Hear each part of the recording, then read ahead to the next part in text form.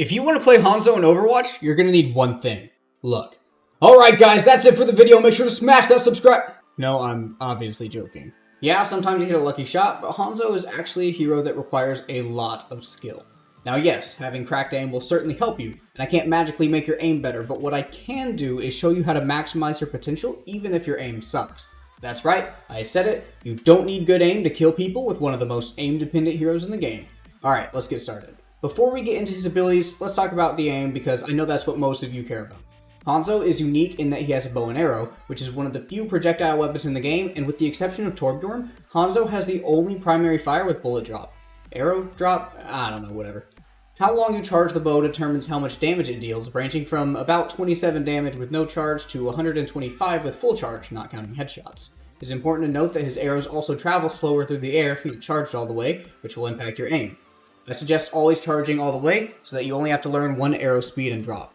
If you want to hit shots with Hanzo, there are a few things you have to do, but even more things that you have to stop doing. Firstly, stop spamming shots into the closest group of enemies. You should never fire without a target and just hope you'll hit someone. Sometimes you will. People occasionally walk into your arrows, but that's not a reliable way to get value. Your goal should be to consistently hit headshots. Overwatch is slowly getting rid of one-shot abilities, and Hanzo is one of the few heroes who can still kill a full health target with one click. This also means that just like with Widowmaker, you shouldn't be shooting at the tank most of the time. You need to aim for enemies you can kill quickly, if not instantly. So who should you shoot at and how do you hit them? Damage and support characters are your easiest target, which seems counterintuitive since they have a smaller hitbox, but trust me, you can totally destroy them. Hanzo is all about crosshair placement. Since he is a projectile hero, you have to predict where the enemies are going to be and pre-fire. What you need to do is keep your crosshair in your target's path. Most people in Overwatch strafe back and forth very predictably, so keep your crosshair where they're going to walk back into it, then time your shot accordingly. Aim where they're going, not where they are. This applies to all heroes you're shooting at, even Pharah. A lot of people think Hanzo isn't good against Pharah, which is just plain wrong. Pharah players usually move in a very predictable pattern, and this is where crosshair placement comes into play. You can wait till the Pharah is about to fly into your crosshair, then it's just down to timing. I'll show you exactly how to shoot a Pharah later. When enemies are pushing you, you should keep your crosshair close to the edge of the wall at head level. Then you can pre-fire shots, making sure if the enemy peeks, they get dinked. Every hero in Overwatch is a different height, which means you need to choose who you think is most likely to peek into your shots and aim at their head level. Some Hanzo players like to flick every shot, but I highly discourage this aim style as it's much more difficult to guarantee hits. Having a slow sensitivity is very helpful with Hanzo because it reminds you to be careful with where you place your crosshair.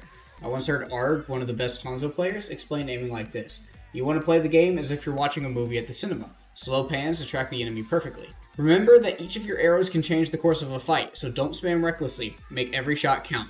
Always have a target. This even applies if you're shooting at a shield. Shoot the enemies behind the shield, then if it drops or is destroyed, you can hit someone behind it. Moving on to Hanzo's abilities. Hanzo's Storm Arrow ability lets you shoot 5 arrows instantly with the same travel time as a fully charged shot, but with reduced damage. Each arrow also bounces once if they hit a hard surface. Sometimes you can use the bounce to finish off targets that get behind cover, so practicing the angles at which they bounce can be useful, though not always practical.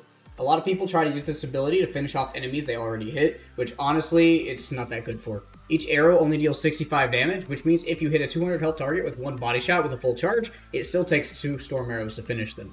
Storm Arrows are best for extreme burst damage, which can quickly kill enemies that have been hit with crowd control like a Rhine Slam, and if you're shooting at tanks, this is the best way to do it.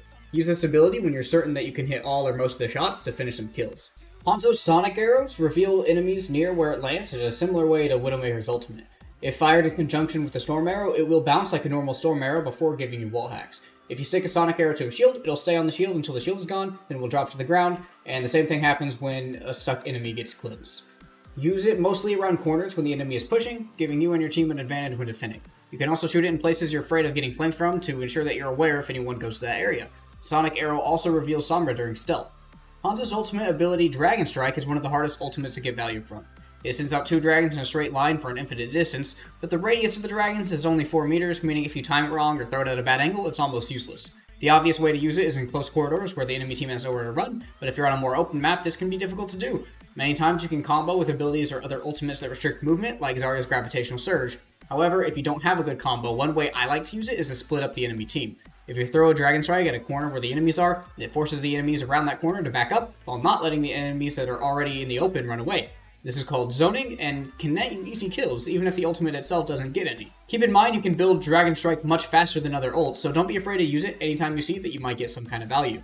Moving on to how you want to play Hanzo, you should typically be positioned a distance from the enemy.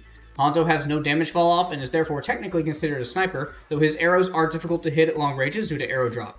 You should play him at mid-range when possible, so try to stay as far away from the fight as you can while still able to hit shots. But don't be too scared of close fights, his storm arrows can shred anyone in a 1v1. Try to stay on high ground as much as possible, and again, if there's only one person diving you, you can hold your ground. Hanzo's lunge ability and wall climb passive lets you reposition quite quickly, meaning you can drop off high ground and climb back up whenever it's safe and the situation calls for it. Never frontline, your tank should always be in front of you. However, flanking with Hanzo is also a viable strategy. You want to be careful since his movement isn't the best, but you can flank and get easy kills on enemies walking in straight lines, just make sure you have an escape plan. Alright, here's an example of how you should think with Hanzo. It's the first fight of the game, and right when I reach the point, I spot Pharah rockets. I aim my crosshair where I think she's coming from, quickly aim in front of where she's moving, boom, shot one. Since I hit her with a sonic arrow, I can see that she's running towards my right. So using my wall climb, I get into a position to shoot her when she comes into view, completely ignoring the ball since I can't kill him and he's not an immediate threat. I track the Pharah through the floor, keeping my crosshair slightly in front of her. As soon as she's exposed, I fire a second shot to finish her off. Since ball is now a threat to me, I rotate back down to my team for safety. Does this mean Hanzo is a fire counter? No, not really. But Hanzo is super versatile, and out of all the heroes, he's one of the few that you don't usually have to swap off of if you know your matchups well. And finally, I have some tips for you.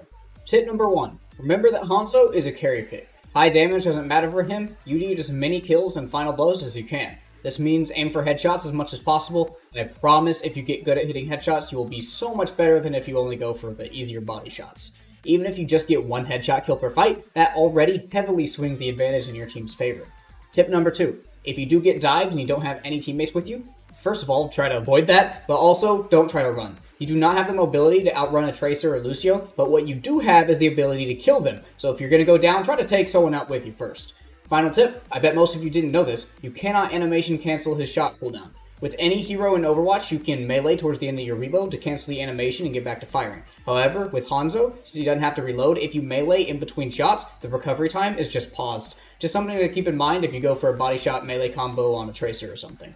If you found the video helpful, leave a like and subscribe, and let me know down in the comments what other videos you might want to see from this channel. I have a few videos in the works right now, but once I'm through those, I'll need some more ideas, so don't hesitate to request something. See ya!